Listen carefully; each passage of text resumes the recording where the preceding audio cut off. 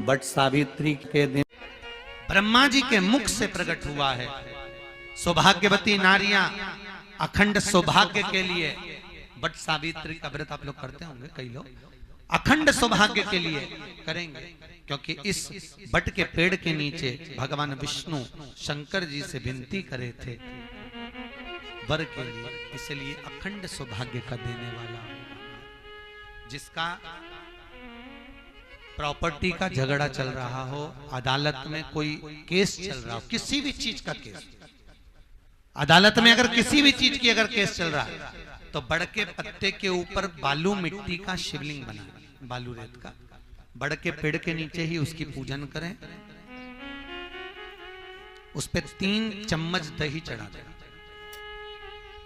अपनी मनोकामना कर कर दही चढ़ाकर उस दही को चम्मच में वापस लेकर आ जाए, शंकर जी की पूजन कर कर उसको विसर्जन करें। वो दही जो लेकर आए, जब अदालत कार्रवाई हो और आप केस के लिए अदालत में जाएं, उसको चंदन में मिलाकर तिलक कर कर जाइए, आपका काम विजय प्राप्त होगी, काम फतेह हो जाएगा। बटकेश्वर महादेव का स्मरण करने से कार्य की सिद्धि होती है। जिस बच्चे का एग्जाम में पास नहीं हो रहा हो, अच्छे नंबर नहीं आ रहे हो, वो भी इस दही का तिलक लगाकर जा सकता। बटकेश्वर ऐसे भगवान शिव विराजमान हैं। 16 श्रृंगार में नारी के हाथ की चूड़ी का कलर अलग हो सकता है, चूड़ी की डिजाइन अलग हो सकती है, चूड़ी अलग हो सकती है, चूड़ी महंगी सस्ती हो सकती है, मंगलसूत्र की कीमत ऊंची नीची हो सकती है, पांव की बिछुड़ी की कीमत ऊंची नीची हो सकती है, कान के कुंडल की कीमत ऊंची नीची हो सकती है। तुम्हारे शरीर पर जितने जितने 16 श्रृंगार हैं उसकी कीमत ऊंची नीची हो सकती है। केवल मंगलसूत्र की डिजाइन बदल सकती है, नाक की लौंग की डिजाइन बदल सकती है, कान के बुंदे की डिजाइन बदल सकती है, हाथ की चूड़ी की डिजाइन बदल सकती है, पांव की पायल की डिजाइन बदल सकती है। केवल नारी के 16 श्रृंगार में एक श्रृंगार ऐसा है जिसकी कीमत जो पहले थी वही कीमत आज तक है और उसकी डिजाइन आज तक नहीं बदली। वो मांग का सिंदूर है, एक जैसी डिजाइन है और एक जैसी कीमत है। सारे श्रृंगार की कीमत अलग, पर मांग में जो सिंदूर डाला जाता है वो एक कीमत का होता है, एक डिजाइन का होता है और एक जैसा होता है, और वो सबसे भारी होता है। सावित्री यमराज से कह रही है मेरे पति को छोड़ दो। यमराज कह रहा है सावित्री तेरा पति मर चुका है, मांग के सिंदूर को पोंछ दे। सावित्री कहती है पूरा श्रृंगार उतार दूंगी पर मांग का सिंदूर नहीं पूछने दूंगी। तब यमराज ने कहा जब तक तू मेरे मांग का अपनी मांग का सिंदूर नहीं उतारती तब तक तू मेरे पास नहीं आ सकती। भगवान यमराज से सावित्री ने कह दिया मैं भी तुझे वचन देती हूं यमराज, मेरी मांग में जब तक सिंदूर है, जैसे सीता ने लाइन, लक्ष्मण जी ने लाइन खींच दी थी और सीता पार नहीं जा सकती थी, मैं भी तुझे वचन देती हूं जब तक नारी की मांग में सिंदूर है तब तक तू उसके पति को उसके सामने लेकर नहीं जा सकता, यह भी मैं तुझे कह देती हूं। यमराज भैंसे पर सवार होकर सत्यवान को लेकर जा रहा था, सावित्री से वचन पर वचन चल रहे थे। अड़ के पेड़ के नीचे छोड़कर आए। क्या चाहिए तुझको, क्या चाहिए तुझको, क्या दूं मैं तुझको, कुछ मांग ले मुझसे। सावित्री कहती है क्या दोगे आप, मेरे पति के प्राण दे दो बस वापिस, और कुछ नहीं चाहिए। जब यमराज यमलोक में प्रवेश करने लगा, मांग के सिंदूर में से थोड़ा सा सिंदूर सावित्री ने केवल हाथ में लेकर अपनी बिंदी पर जो लगाया, सत्यवान को लेकर यमराज अंदर नहीं जा पाया। बाहर खड़े होकर कहता है मांग ले, मैं तुझे एक वचन नहीं, तू बोले तो मैं 2 वचन दे देता हूं, तू बोले तो मैं 3 वचन दे देता हूं, तू मांग क्या चाहिए। तब सावित्री ने कहा देना चाहते हो, हाँ। अब यमराज को लगा कि लालच में पड़ गई सावित्री, तब कहा पहला वचन दीजिए, मेरे अंधे सास ससुर के नेत्र वापिस आ जाएं। यमराज ने कहा तथास्तु।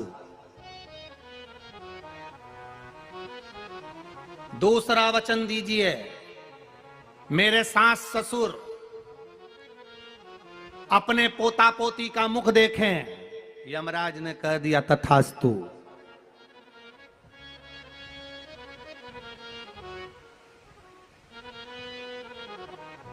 जाओ। यमराज जाने लगे, फिर आग जलने लगी। कहने लगे अब मैं अंदर क्यों नहीं जा पा रहा हूं? सावित्री कहती है तुमने वर दिया है, मेरे सास ससुर पोता पोती का मुख देखें, उनके बेटे को तुम ले जाओगे तो पोता पोती कहां से होगा? छोड़ कर जाओ। सावित्री है, पति को वापिस लेकर आ गए। कर्जा मुक्ति के लिए सारे वृक्षों में अगर कोई श्रेष्ठ वृक्ष माना गया है तो वो बट का वृक्ष माना गया महाराज। इसलिए प्रशासनिक कार्य के लिए, मानसिक टेंशन में, परेशानियों में बटकेश्वर महादेव का स्मरण किया जाता है। और यदि निवेदन करूंगा, बहुत ज़्यादा यदि आपको कर्जा हो गया है, बहुत ज़्यादा कर्जा हो गया और वो कर्जा चूक ही नहीं रहा, तो थोड़े दिन बड़ के पेड़ के नीचे आप बटकेश्वर महादेव के लिए 1 लोटा पानी, उसमें थोड़ा सा पिसा हुआ चावल पीस के गला लेना चावल को और पीस लेना, पीस के उस पानी में मिला लेना और मिलाकर उसमें थोड़ी सी हल्दी पिसी हुई डालकर बटकेश्वर महादेव के नाम से बड़ के पेड़ के नीचे अपनी कामना कर कर जो कर्जा हुआ है उस कर्जे का भान देते हुए, स्मरण देते हुए छोड़ दीजिए। महाराज 2 या 3 सोमवार एक ही जगह पर करना। 3 सोमवार बाद वहीं से बड़ के पेड़ की थोड़ी सी जड़ उठा लाना और उस जड़ को कोई धागे में बांधकर या तो अपने गले में डाल लो या अपनी जेब में पटक लो, उसको थोड़े दिन पटक कर रखना, लगभग 2 से 3 महीना पटक कर रखो। वो जड़ जैसे बड़ का पेड़ विस्तार होता है, पानी गिरे ना गिरे, जल वृष्टि हो ना हो, गर्मी पड़े ना पड़े, उसको कोई फर्क नहीं पड़ता। बड़ का वृक्ष आप रूप फैलता जाता, उसकी जड़ें अपने आप प्रबल होती है। उसी तरह ये बटकेश्वर महादेव कहीं से भी अगर जड़ आपके पास में रखी है 1 महीना, 2 महीना, 3 महीना तक, तो ये जड़ अपने आप लक्ष्मी को पकड़कर खींच कर लाती है और कर्जे से मुक्त कर देती है। बटकेश्वर महादेव। पत्नी को कभी हल्का मत समझना।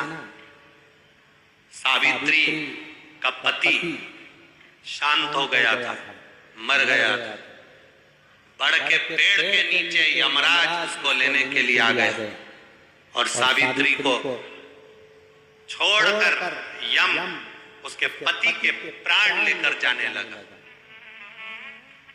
सावित्री मैया अपने सात्वित्व के बल से, सावित्री मैया अपने सात्वित्व पतिव्रता परमेश्वर के बल से यमराज के पीछे पीछे जाने लगी। यमराज आगे, सावित्री पीछे, यमराज आगे, सावित्री पीछे। यमराज ने पलट कर देखा तो पीछे सावित्री आ रही थी। सावित्री से पूछा तू मेरे पीछे क्यों आ रही है? मेरे पति सत्यवान को तुम लेकर जा रहे हो, मेरे पति को छोड़ो। यमराज ने कहा इसका अंतिम क्षण है, मर चुका है, जाओ नीचे उसके शरीर का अंतिम संस्कार करो, नहीं तो कोई जानवर खा जाएगा। सावित्री बोली मैं जाने वाली नहीं हूं, मेरे पति को छोड़ो। यमराज कहते हैं हम जिसको पकड़ लेते हैं उसको छोड़ते नहीं है। यमराज लेकर जाने लगे, सावित्री और पीछे चली, सामने यमलोक था, अंदर सावित्री जाने लगी तो यमराज ने रोक दिया, रोक, कहां जा रही है तू, अंदर क्यों प्रवेश कर रही है, मेरे पति सत्यवान को छोड़ दो। यमराज प्रसन्न होकर बोले सावित्री आज मैं प्रसन्न हो गया तुझ पर, क्योंकि तू मेरे दरवाजे तक आई है, मांग तुझे क्या चाहिए। सावित्री कहती है मुझे 2 वर दे दो, मुझे 2 वर दे दो। अब तो यमराज प्रसन्न हो गया, ये अपने पति को भूल गई, इसने अपने पति को छोड़ दिया। ये अपने पति को भूल गई, इसने अपने पति को छोड़ दिया।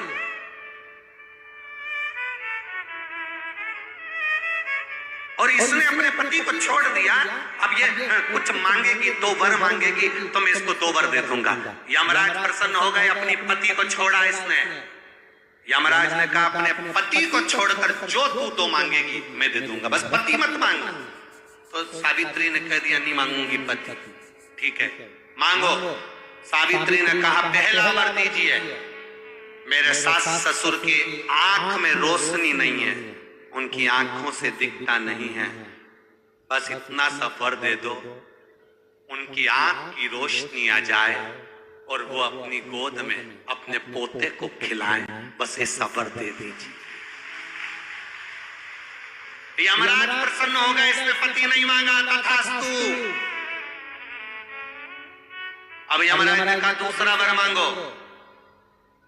सावित्री बोली दूसरा वर दे दीजिए। मेरे सास ससुर आज तक कोई तीर्थ करने नहीं गए, मेरे सास ससुर का जो बेटा है वो उनको तीर्थ कराए, बस ये व्रत दे दो। यमराज ने कहा इसने अपने पति को नहीं मांगा, तथास्तु। अब यमराज ने कहा जा सावित्री के कहां जाऊं? आपने कहा था मेरे सास ससुर जब आंखों से रोशनी पाए अपने पोते को खिलाएं, पति तुम ले जाओगे तो पोता आएगा कहां से? पति तुम ले जाओगे, पोता कहां से आएगा?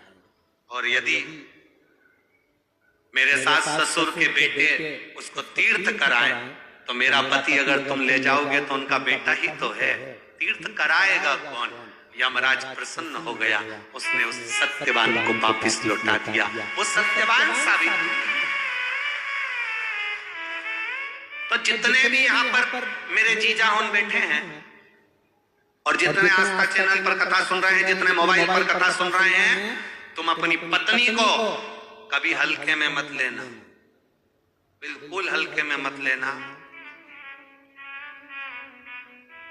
तुमसे ज्यादा बल व्रत का, उपास का, भजन का ज्यादा बल, तुमसे ज्यादा बल इनके पास रहता है। तुम सोचो कि बोल रहे हो कि मैं मंदिर में हूं, उसको बिना घंटी के घंटी बजती है दिमाग, वो तुरंत पहचान जाता है, तुरंत। अपने पति को धर्म पत्नी अच्छे से जानती है कि ये झूठ बोल रहा है, ये गलत बोल रहा है, तो भी वो उसको स्वीकार करती है। उसी तरह परमात्मा को मालूम है कि ये झूठ बोल रहा है, उसके बाद भी वो स्वीकार कर यहाँ तक बुला रहा है, ये उसको मालूम है।